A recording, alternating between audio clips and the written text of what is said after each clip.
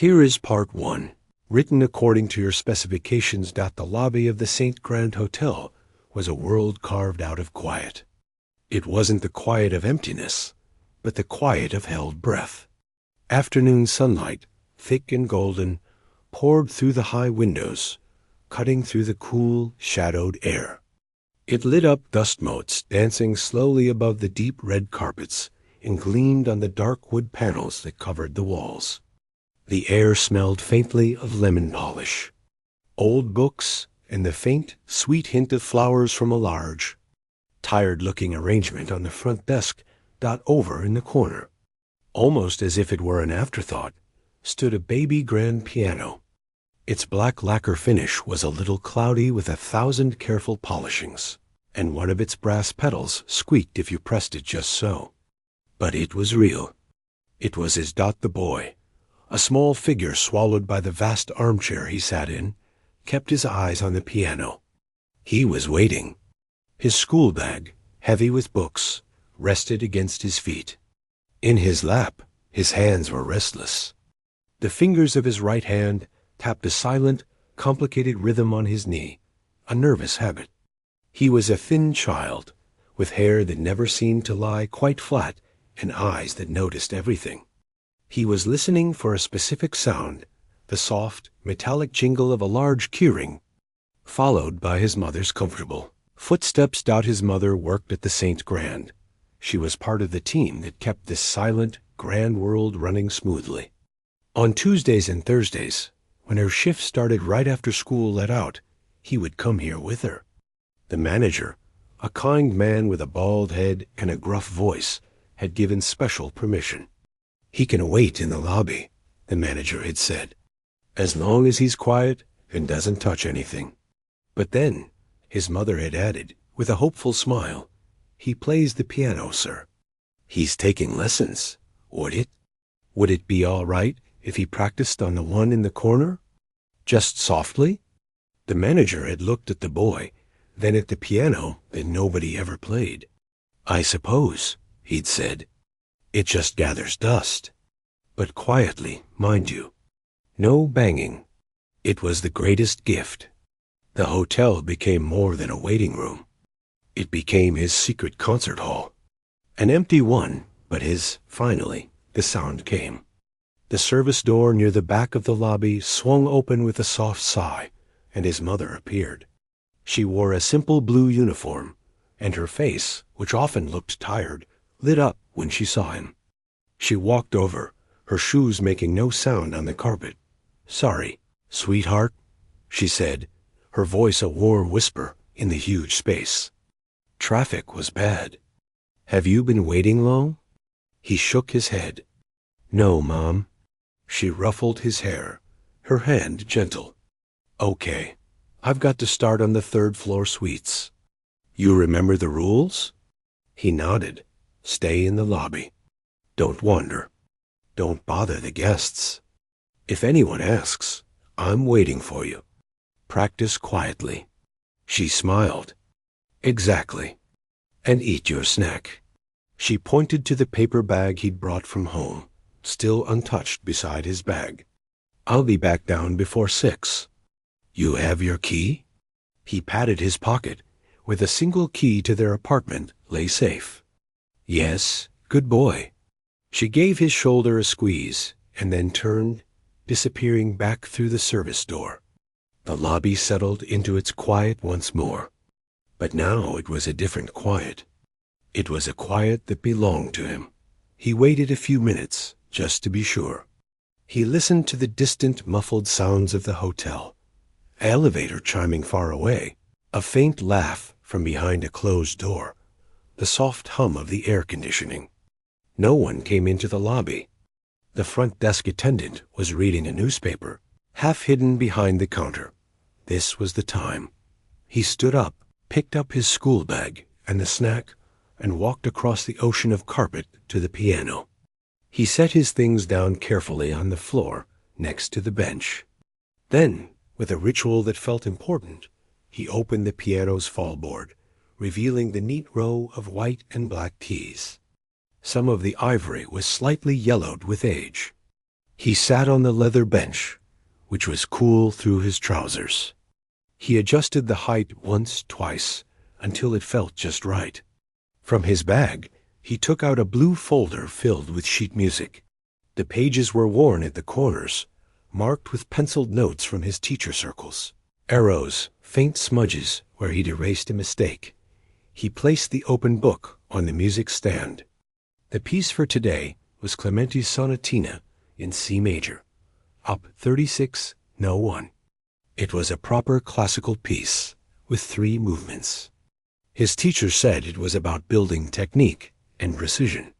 The boy understood that meant playing every single note exactly as written. At exactly the right time, with exactly the right finger. He took a deep breath, placed his hands in the starting position, and began. The sound was beautiful. The piano, though old, had a sweet, clear tone that filled the corner of the lobby. But the music itself was careful. Each note was a separate, precise event. Note, pause, note, note, pause. His body was tense. His eyebrows were drawn together in concentration. He was not thinking about the melody or the feeling. He was thinking fiercely. Asterisk finger 3 on C. Now finger 1 on E. Thumb under, shift. Don't rush the triplet. Watch the dynamics piano here. Fort there. Asterisk he played through the first movement like a soldier marching. It was correct. It was clean. But it had no joy in it. It was a task to be completed perfectly. He was so deep inside this tunnel of concentration that the outside world vanished. He didn't see the main doors of the hotel swing open. A man walked in, pulling a small wheeled suitcase behind him.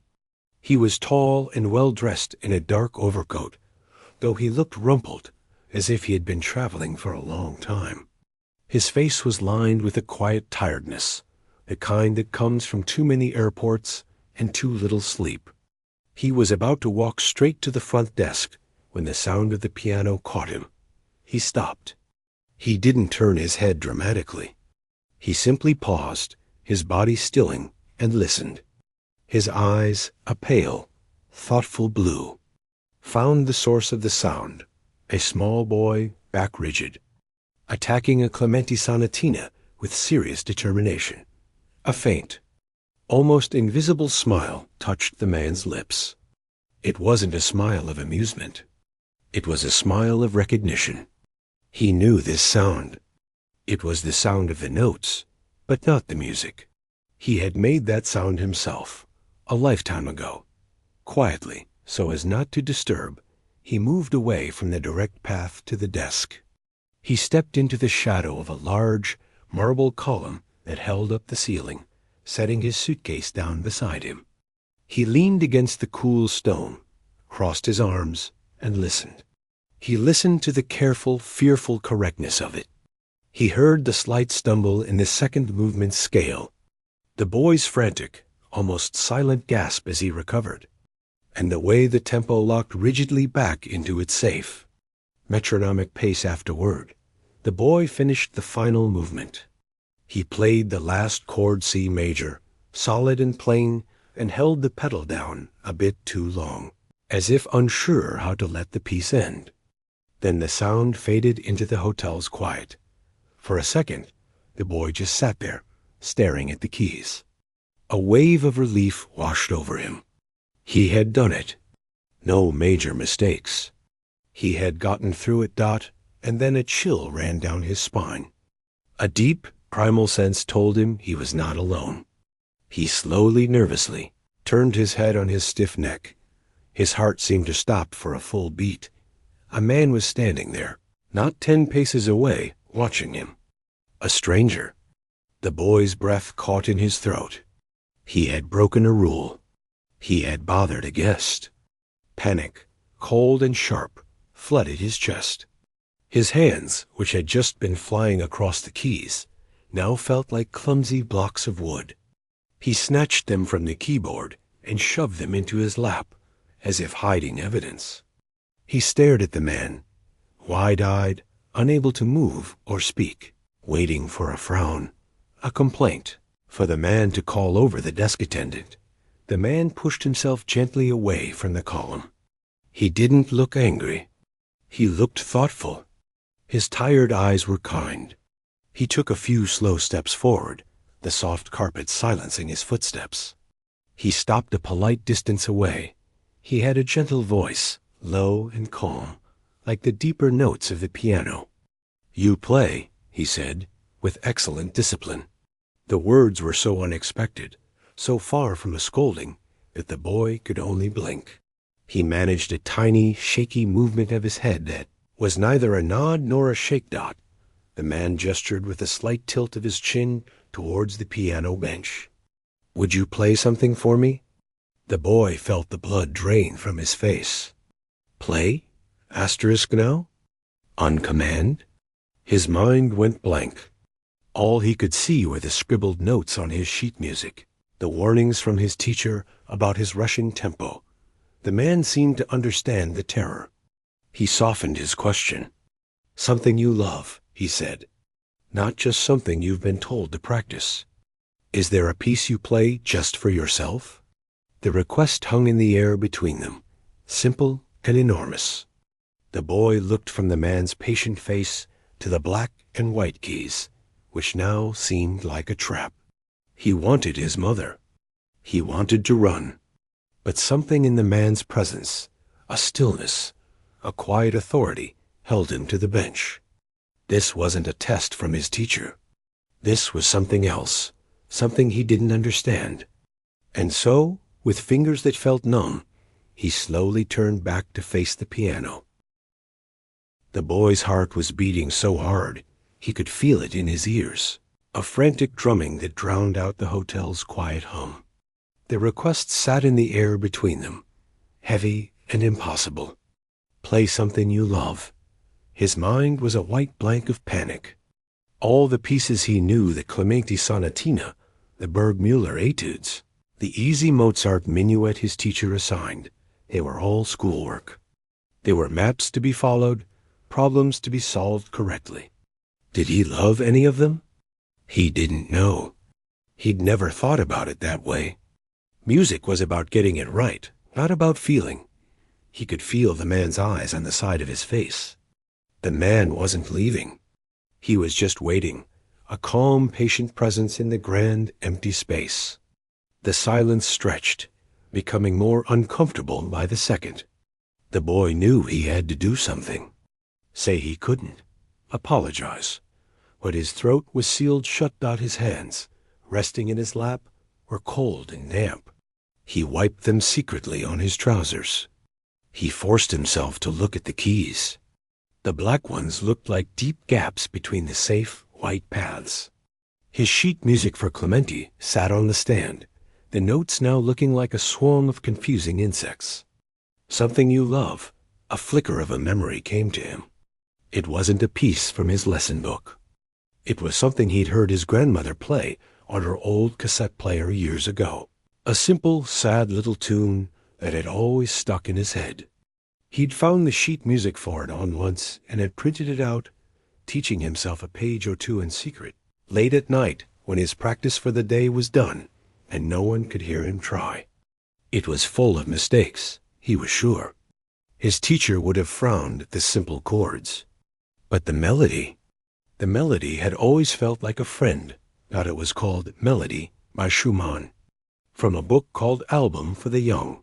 His mouth was dry as dust. He reached a trembling hand towards the blue folder on the floor.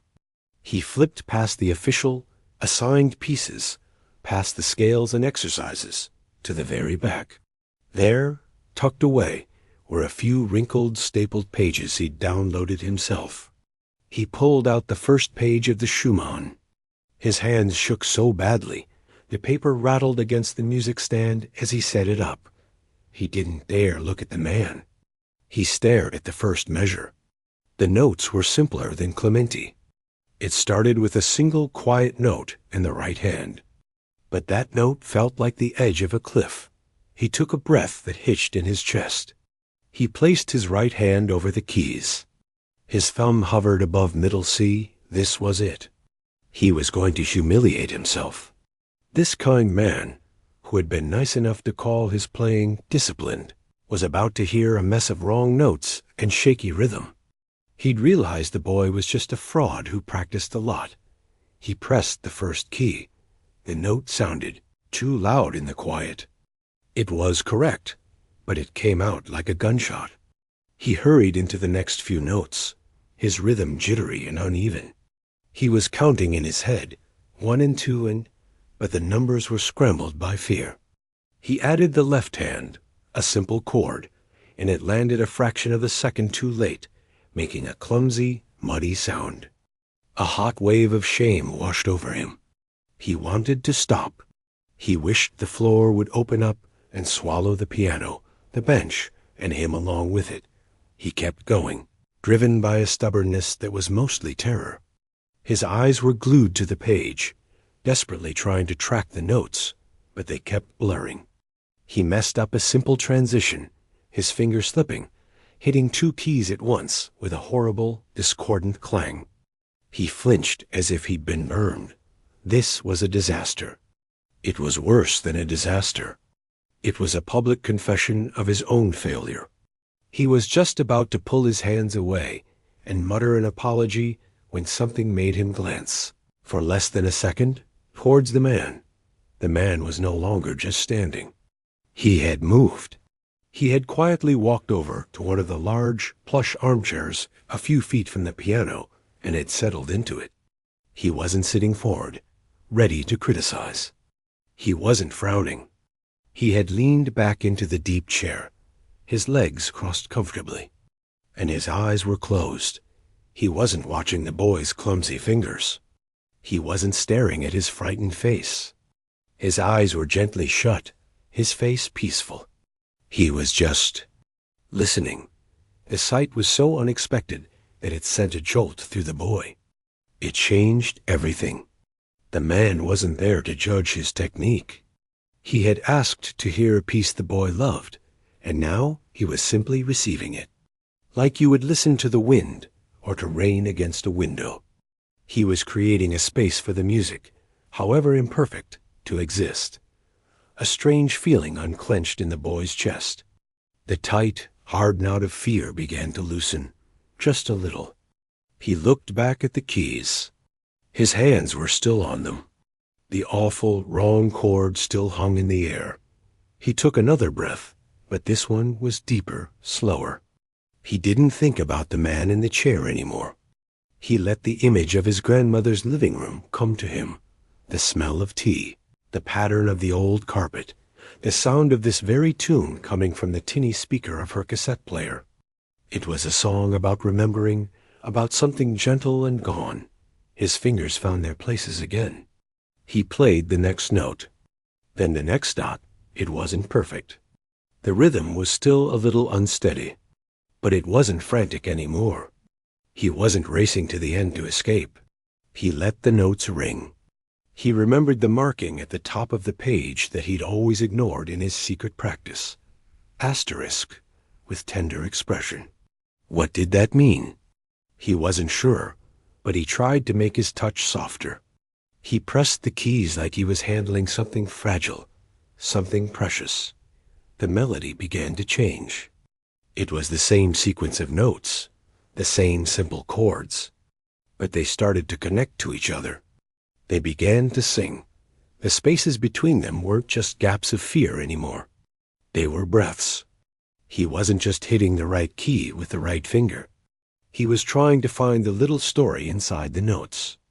A story about a quiet afternoon, about a feeling you couldn't quite name, a sweet sort of sadness. He forgot to count. His hands, which had felt like clumsy blocks of wood, began to feel like a part of him again. They moved with a memory that was deeper than just his muscles. They remembered the late-night tries, the feeling of discovering the tune for himself. He reached the final line. The music settled into a series of calm, descending notes, like a sigh. He played them slowly, letting each one fade into silence before the next began. He wasn't thinking about the last note. He was feeling the end of the story. His finger lifted from the final key. The sound disappeared, leaving behind the hotel's quiet, which now felt different. It felt respectful, full. He sat there, his hands resting lightly on his knees. He felt strangely empty and full at the same time. He had never played like that for anyone before. He had never even played like that for himself. He didn't know what to do next. He slowly turned his head to look at the man in the armchair. The man was still for a moment, his eyes still closed. Then he opened them. They weren't tired anymore. They were bright, clear, and focused entirely on the boy. A slow, deep smile spread across his face. It wasn't a smile of praise for doing well. It was a smile of understanding, of sharing a secret. He didn't clap. He didn't say good job. He just looked at the boy with those knowing eyes and gave a single small nod. The boy, his own fear gone, replaced by a buzzing, confused wonder, looked back at him. The air in the grand lobby seemed to crackle with something new, something he had no words for. The lesson, it seemed, was only just beginning. The silence after the last note was a living thing. It wasn't empty. It was thick with the echo of the music that had just been there. The boy could still feel the vibration of the final chord in his fingertips, a faint, fading memory of the sound. He sat perfectly still on the piano bench, afraid that if he moved, he might break whatever spell had fallen over the corner of the lobby. The man in the armchair didn't move either. He kept his eyes closed for a few more heartbeats, as if he was listening to the silence itself, letting the last traces of the melody settle. When he finally opened them, he looked at the boy not like an adult looking at a child, but like one musician looking at another. There was a warmth there, a kind of recognition that made the boy's throat feel tight. "There," the man said, his voice low and soft, like he was sharing a secret. "You found it?" The boy blinked, confused. Found what? He hadn't been looking for anything. He'd just been trying not to fall apart. The man leaned forward in his chair, resting his elbows on his knees. He clasped his hands together.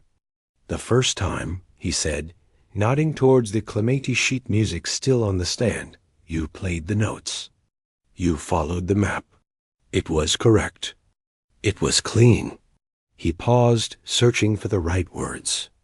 "But the second time, just now, you played the music."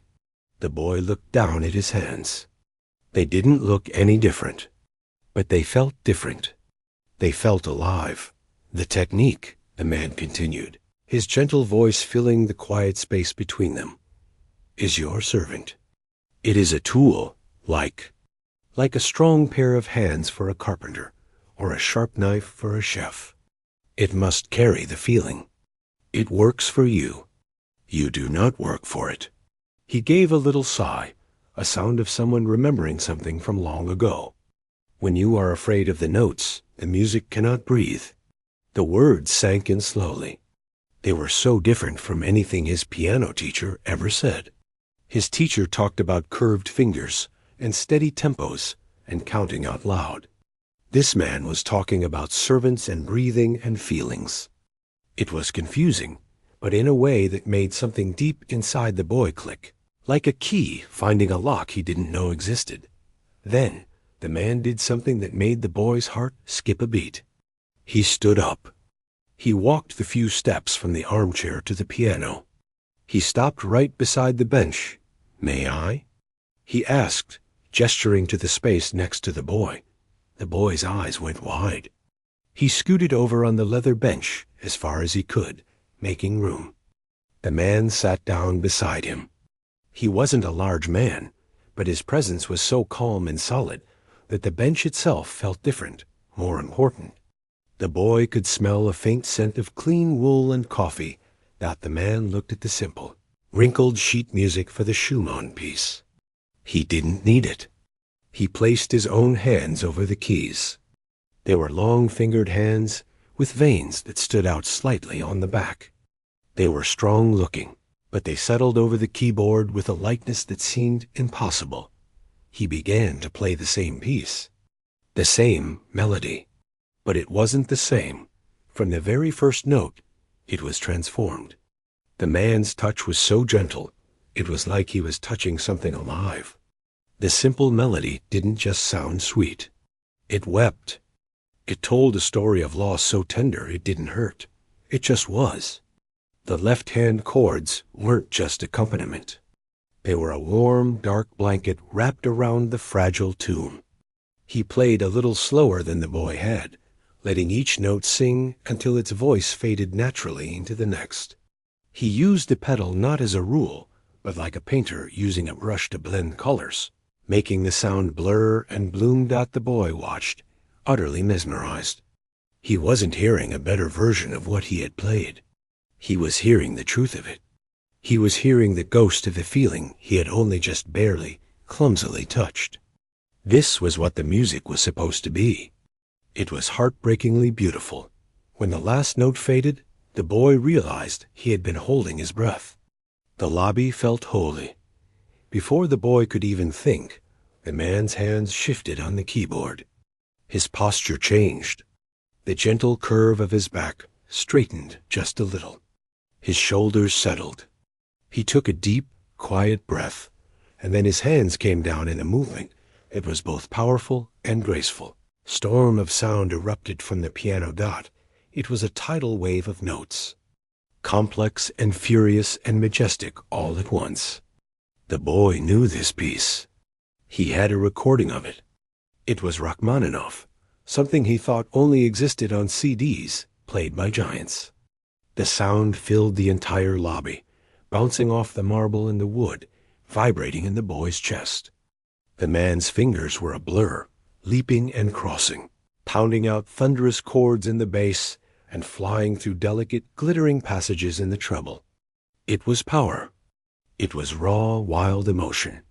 But as the boy listened, past the sheer shock of it, he began to hear something else. Inside the storm, there was still that same control. Every single one of those 1,000 flying notes was clear and intentional. The emotion wasn't chaos.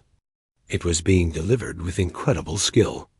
The feeling and the technique weren't fighting each other. They were the same thing.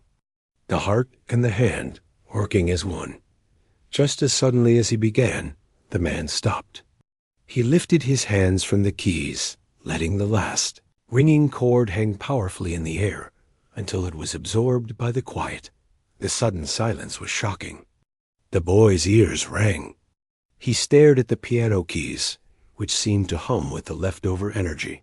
The man turned his head to look at the boy. His face was calm again, but his eyes were bright. "You see?" he said softly, as if they were in the middle of a normal conversation. "It is the same thing. The simple little melody, the great big storm."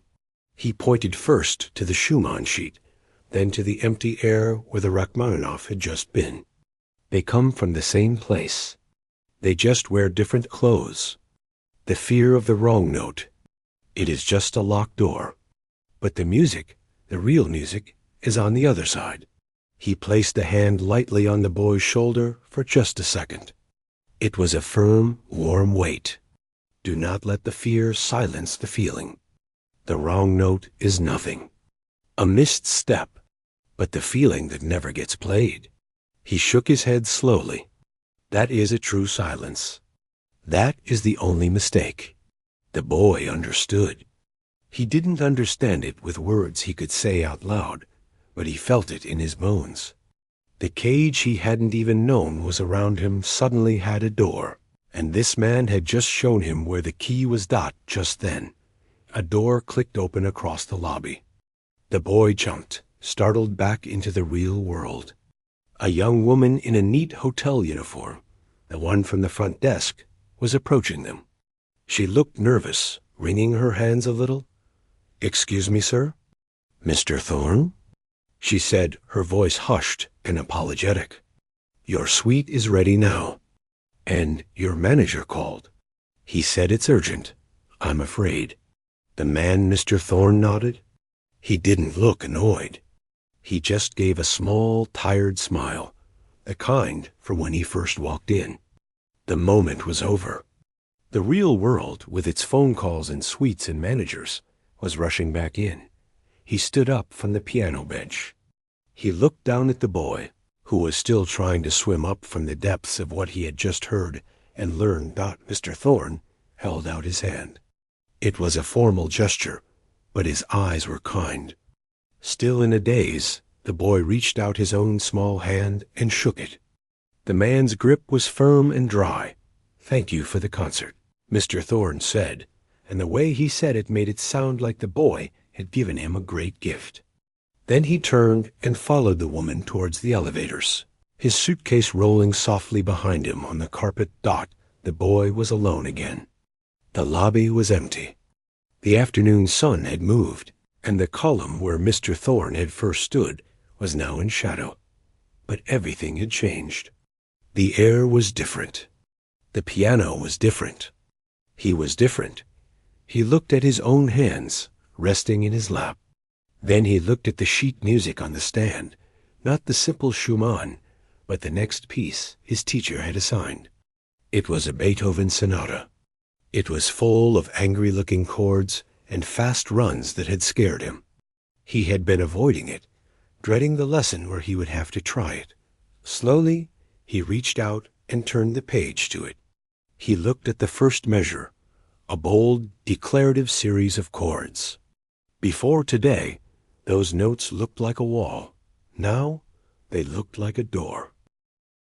The elevator doors closed with a soft, polite sigh, taking the man Mr. Thorne away. The quiet that rushed back into the lobby was different. It was no longer the empty quiet of waiting. It was a ringing, full quiet. It was the quiet after a bell has been struck, where the sound has gone but the air still holds its shape. The boy sat on the piano bench, not moving. He stared at the spot where the man had just been standing, holding out his hand. His own right hand still felt the memory of that handshake. It had been firm, warm, a grown-up's handshake, but there had been no crushing force in it. It was an agreement, a thank you. He looked down at his hands in his lap. They looked the same slightly chewed nails, the same small scar on his thumb from an old bicycle fall. But they didn't feel the same. They felt charged. They felt like they had a secret in them. He flexed his fingers slowly, watching them curl and straighten. They were the servants now. They were the tools. The thought was so strange, so new, it made his head spin. His eyes drifted to the music on the stand. He had turned to the Beethoven. The page was a forest of black notes. It looked angry and complicated. The first chord was an F minor, marked with a fierce forte loud. His teacher had said they would start it next month, and for weeks the thought had been a dark little cloud in the back of his mind. He would never be able to play that. It was too big, too hard, too full of places to fail. He had always thought of difficult music as a high wall you had to slowly, painfully, brick by brick, learn to climb. Your technique was the ladder. If your ladder was wobbly or you missed a step, you fell. The goal was just to get to the other side without falling. But Mr. Thorne hadn't talked about walls or ladders. He had talked about clothes. He had talked about opening a locked door. The storm of the Rachmaninoff wasn't a wall. It was a landscape, a huge, wild, emotional landscape that the man had simply walked into because he had the key. The Beethoven wasn't a test. It was a feeling. A big, powerful, maybe angry feeling that someone had written down. A strange, fluttering feeling started in the boy's stomach. It wasn't quite excitement. It wasn't quite fear.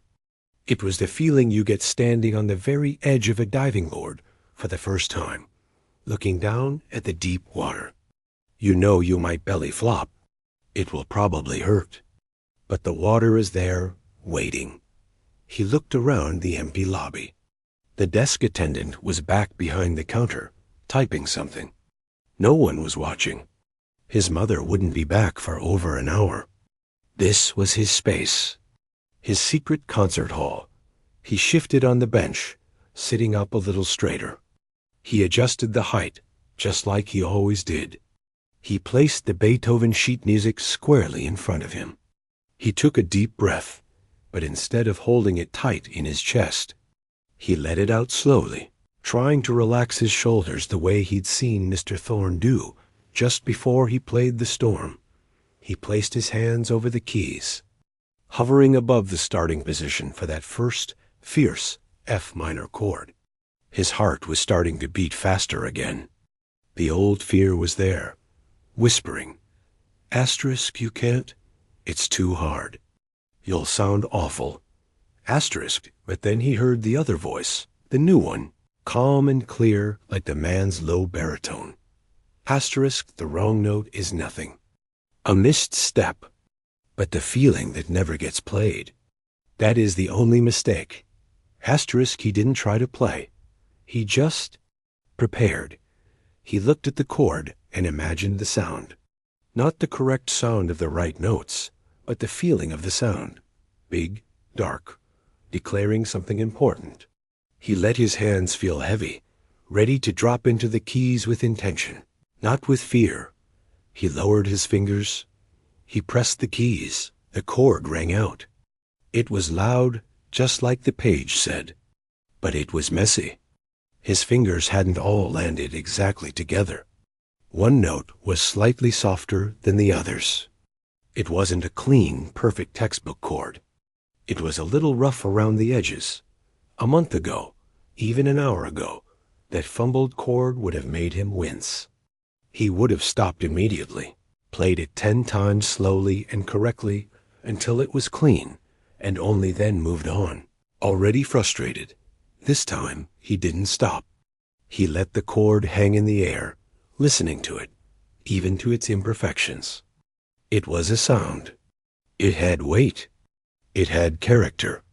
It wasn't just right or wrong. It was a beginning. He went to the next chord, then the next. He played the first 4 measures of the sonata. It was slow. It was full of stumbles. His left hand fumbled a run, playing 2 notes as one blurry sound. He missed a sharp, hitting a white key that should have been black. But he kept going. He didn't go back to fix it. He played through the phrase to the end of the line. He was not trying to perform it. He was not trying to get it right for someone else's ears. He was exploring it. He was walking into the landscape of the music, and he was allowed to trip over the rocks. The point was to see what was there. He played the line again. This time, his fingers found their places a little more easily. The chords were a little more together. He remembered the missed sharp and hit the right black key. It wasn't perfect, but it was better. It was a path being walked a second time. He played it a third time.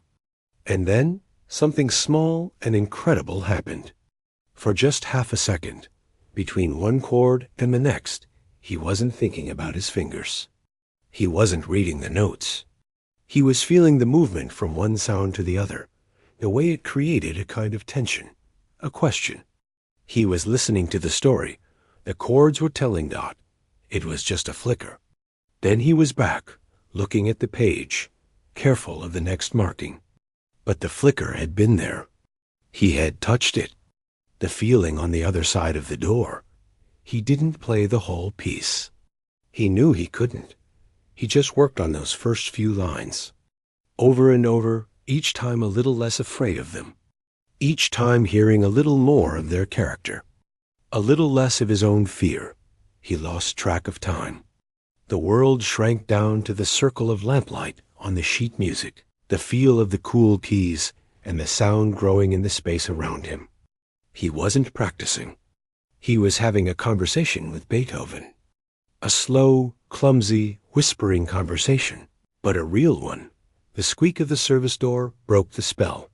His mother walked in, her blue uniform a little rumpled, a strand of hair loose from her bun. She looked tired, but smiled when she saw him. The boy's hands froze above the keyboard. The bubble of his private world popped. "Still at it?" she said, walking over. She kissed the top of his head. "I could hear you from the hallway." Sounded powerful. He looked up at her. He wanted to tell her everything. About the famous pianist, the closed eyes in the armchair, the storm of Rachmaninoff, the handshake, the key, the door, the servant hands. But the words were a jumble in his head, too big to come out. So he just said, "I was trying the hard one, the Beethoven." She raised her eyebrows, impressed. "The scary one? How did it go?" He looked back at the daunting sheet music. Then he looked at his hands. He thought of the messy, powerful first chord and the flicker of the story. It was okay, he said. And for the first time, that word meant something completely new. It didn't mean without mistakes. It meant I started. "Well, time to go, maestro," she said, picking up his school bag. "Let's get you some dinner." He nodded. He closed the fallboard over the piano keys, gently, like he was tucking something in. He gathered his sheets of music, carefully placing the simple Schumann and the formidable Beethoven back into his blue folder. Side by side, as he followed his mother out of the lobby, he took one last look back at the piano. It sat in its corner, quiet and grand in the late afternoon light. It wasn't just a piano anymore. It was the place where he had learned a secret.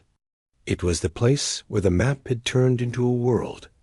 He walked out into the ordinary evening, the buzz of the city streets loud in his ears after the hotel's hush. But inside his chest, a new quiet was growing, a determined quiet. He knew what he had to do tomorrow. He had to go back to the beginning, not of the Beethoven, but of everything. He had to learn how to really listen. The walk home was a blur of ordinary sounds. The rumble of buses, the chatter of people on their phones, the distant wail of a siren. The boy heard it all through a filter. Inside his head, the only real sounds were the echoes of a simple melody and the ghost of a storm. His mother talked about her day, about a difficult stain on a carpet, about a nice tip from a guest. He nodded, gave short answers, but his mind was miles away.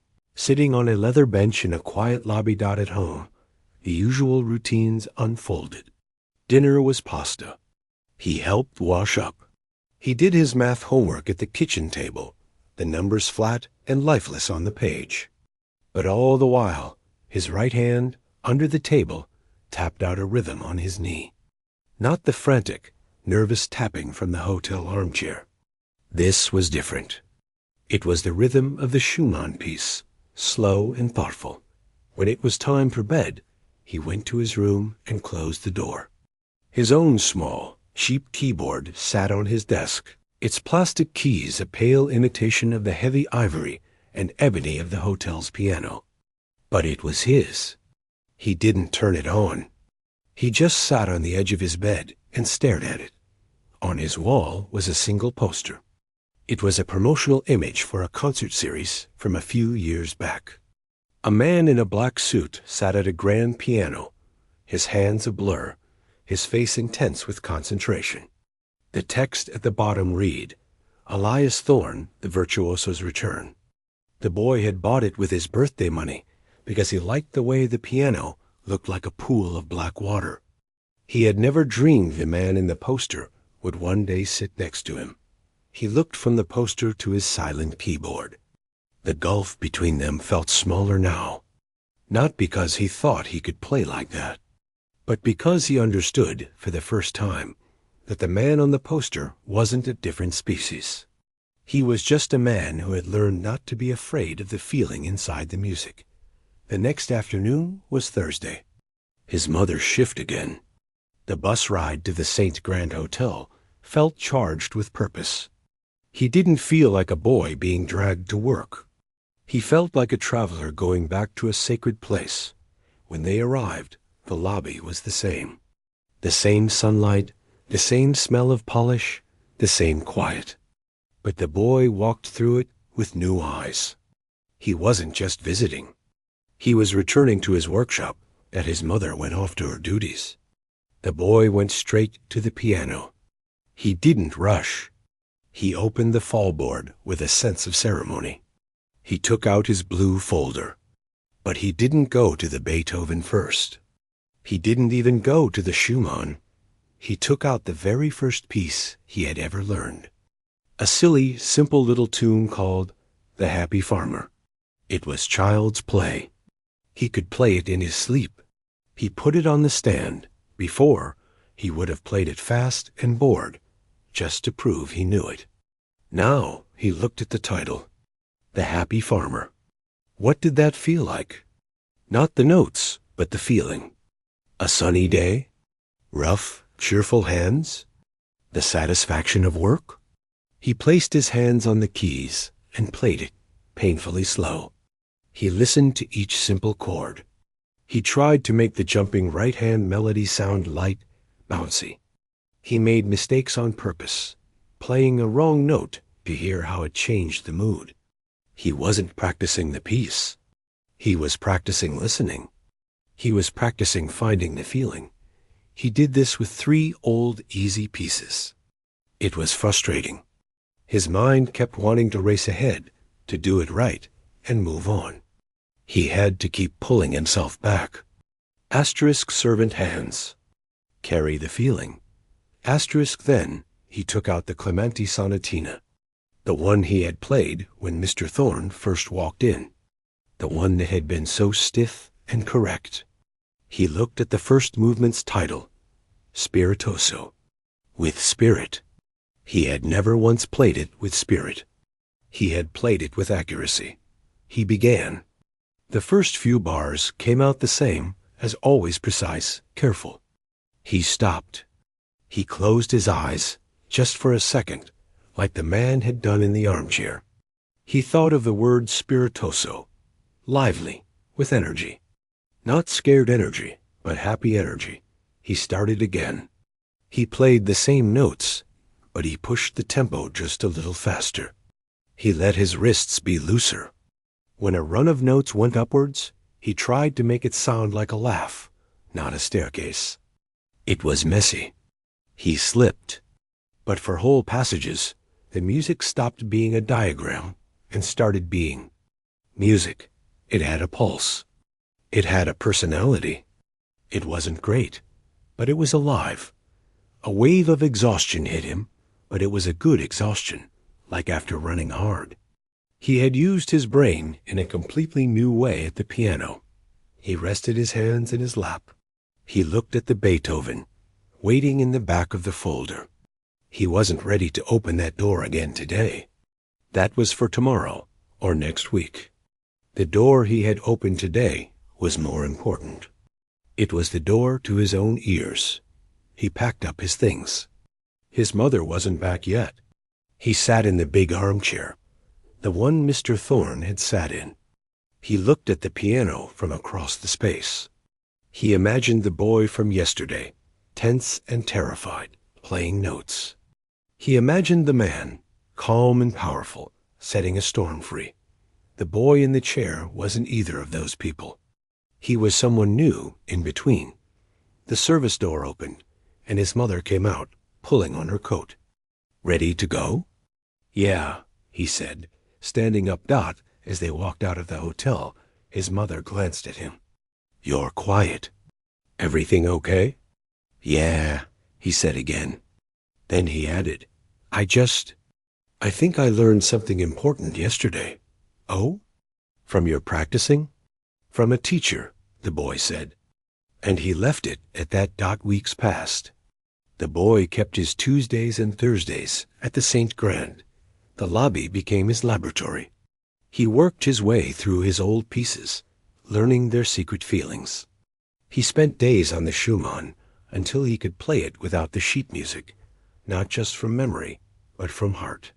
He could feel the gentle sadness in his fingers before they even touched the keys. And slowly, carefully, he began his conversations with Beethoven. He would spend a whole afternoon on just 4 lines. He no longer saw them as a test, but as a dense, complicated forest he was slowly learning to walk through. Some days the forest was dark and impenetrable. Other days, a little sunlight would break through, and he would understand how two chords fought with each other, or how a quiet phrase was a moment of peace after a battle. The wrong notes still came. They didn't frighten him anymore. They were just wrong turns. He'd pause, find the right path, and keep walking. He never saw Mr. Thorne again. Sometimes he would look at the marble column and half expect to see him standing there, listening. But he was never there. It didn't matter. The man had left. But the gift had stayed. One Thursday, months later, the boy was deep inside the second page of the Beethoven Sonata. It was a turbulent section, full of drama. He was wrestling with it, his brow furrowed, completely lost in the world of the music. He didn't hear the soft footsteps. A couple, dressed nicely, had come into the lobby and were waiting for a taxi. They heard the piano and paused. They didn't interrupt. They just stood near the doorway and listened. They heard the struggle, the power, the moments of clarity. They heard not a child playing a difficult piece, but a young musician grappling with a giant dot. The boy finished the section, ending on a loud, unresolved chord that hung in the air, full of questions. He stopped, breathing a little heavily from the effort. The woman whispered to her husband, "He's good." The boy didn't hear her. He was already looking back at the music, thinking about the next line, already moving forward. He wasn't playing for them. He wasn't playing for a grade, or for his teacher, or even for the ghost of a famous pianist in the shadows. He was playing for the music itself. And for the first time, the music was playing for him.